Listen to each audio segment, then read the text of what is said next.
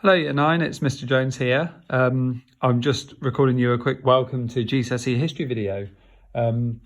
Normally this would be like one of my favourite things to welcome a new GCSE class together in the classroom, but unfortunately, you know, as you know, we can't do that at the moment. So Miss Regis, Mr Owen and myself thought it'd be a good idea to do a little introduction video. So I'm in school today. So I thought I'd just record one whilst I'm here and upload it for you all. So welcome to GCSE History. We're really pleased that you picked it, and I hope that you're excited too. I'm hoping that you picked it because you really enjoyed history lessons. I know it's always been a very popular subject, and I know although I personally haven't taught Year 9 this year, I really enjoyed teaching all of you in kind of Year 7 and 8. So I can't wait to see you all again when we finally do get to come back to school. What I'm showing you now is the front cover of the first topic that we study in GCSE history, Anglo-Saxons and Norman England. It's a really interesting topic, and I always think a great one to kick off GCSE with. I've put the textbook here for you to see because at the moment they're on offer, I think, on Amazon. So if you wanted to buy one from home, if you put that title into Google and have a look at it, it might be something quite handy to have with you whilst we're going through the work. I will try and put some of the pages as well on Share My Homework so you can actually read them from home, but I know sometimes it's much better to have a book. Also, if you buy your own copy, you can like highlight and annotate and do bits and bobs in it as well. Okay. Also, if you want an exercise book, we use A4 purple ones in history in school. I have put some in reception, so you're more than welcome to walk in, obviously so long as it's safely and following all of the social distancing advice, and to come and pick up a book. They are in the foyer of reception. Please email Miss Martin or someone and let them know when you're coming in, and please make sure you're coming in by yourselves to do that. You can't, come and walk in as a big group. That's not what the advice says at the moment. If you don't want to come and get a book, that's fine. But what I would say is every single piece of work that you do now, or every single thing that you write down, is going to contribute to your final GCSE. So it's really important to keep it all together and to keep it all organised. You could, if you want to, just get a pad of paper or a folder or something like that and keep it all together. And then when we do finally all come back into school, you can bring in all of the work that you've done and we can put it into a book for you. Or if you want to keep a digital record of your work, make sure you save a folder on your computer or something like that and keep it all saved together. My best bit of advice would be, when you go save as, give the file a really clear name and maybe even the date you did the piece of work so you can put it all in order. Otherwise it'll be a nightmare trying to sort it all out afterwards. Okay. Also, thank you for the bit of work that you've sent in already. I know a lot of you have been doing that introductory piece of work we set you on the different kind of characters in society in Anglo-Saxon England. And whilst I'm here, I thought it's a good opportunity to teach you a little bit about what England looked like in the year 1060. Very different to today. You'll see, looking at this map here, it's split up into huge sections called Earldoms. At the moment, England's split into counties, and there's loads of them, much smaller than this. But they're split up into earldoms, the most important ones being Wessex, Mercia and Northumbria.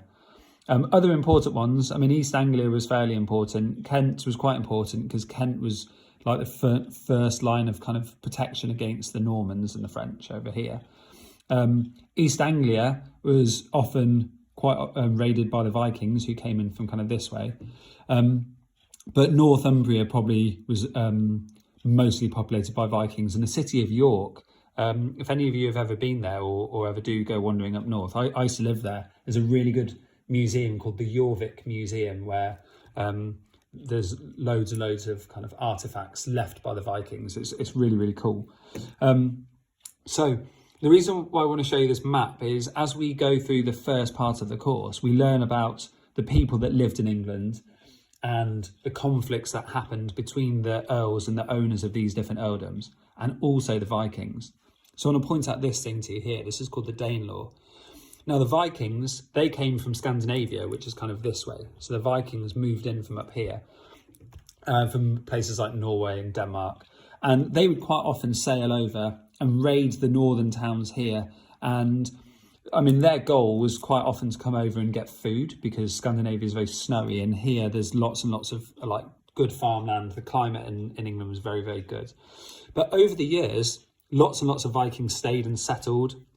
The reason this area is called the Danelaw is because after years and years, like hundreds of years of fighting, there was an agreement between the old King Alfred, who lived in Wessex, and the Danes, where basically there was an agreement that the laws in the north of England, in the Danelaw, will be ever so slightly different to everywhere else. So they had slightly different laws, slightly different systems of taxation. Lots of people who lived in this area, their ancestors were Danes, but ultimately in the year 1060, they all lived under an English king who lived in Winchester here, okay? In this case, it was King Edward the Confessor, and he lived down here. The king also would reside between London as well. London and Winchester are kind of like the two main places. The earldoms were also very, very important because each earldom had an earl who owned that piece of land. The main earl we learn about to begin with is a guy called Earl Godwin, and we learn about his sons, Harold and Tostig. He's got other sons as well, but they are the main two. You'll have heard of Harold before. He's called Harold Godwin's son. And if you remember back to year 7, we learned about Harold Godwin's son in the Battle of Hastings. So Earl Godwin was the Earl of Wessex, and Wessex was the most powerful earldom in England. Mercia was also a really powerful earldom. Northumbria was a really important earldom because Northumbria was most often raided by the Danes. So the Northumbrians had to not only kind of help rule all of England, but also protect England from the Danes, and also the Scottish as well. There's King Malcolm of Scotland up here. So it's really important to get your head around how England was made up and all of the different earldoms. The work you've done on the characters, you would have learned a little bit about earls and thanes. Thanes were the people who, they were kind of like the military class, the ruling class, aristocracy, military class. They did a lot of the fighting. You would have learned about churls. They are peasants, but they are free, so they're able to go around and work wherever they like, so they could move around the country. And there's also peasants who lived on the land and farmed on the land, and the earls kind of had to look after them really. But in exchange for that, the peasants would give the earls food, and they would quite often be used to make an army called a fyrd, and that army would have to go and fight either against another earl if they were fighting for power, or against another country as well. Interestingly, the earls were incredibly powerful. They could overthrow the king if they wanted to. So the king had to try and find a way to keep them under control. And as we'll learn a bit with Edward the Confessor, the English king at the time, he was very, very religious. So he used religion to his advantage to get people to do kind of as they were told. The Vikings weren't religious. They were pagan. They didn't really believe in Christianity. So the Vikings weren't scared by religion. They were scared.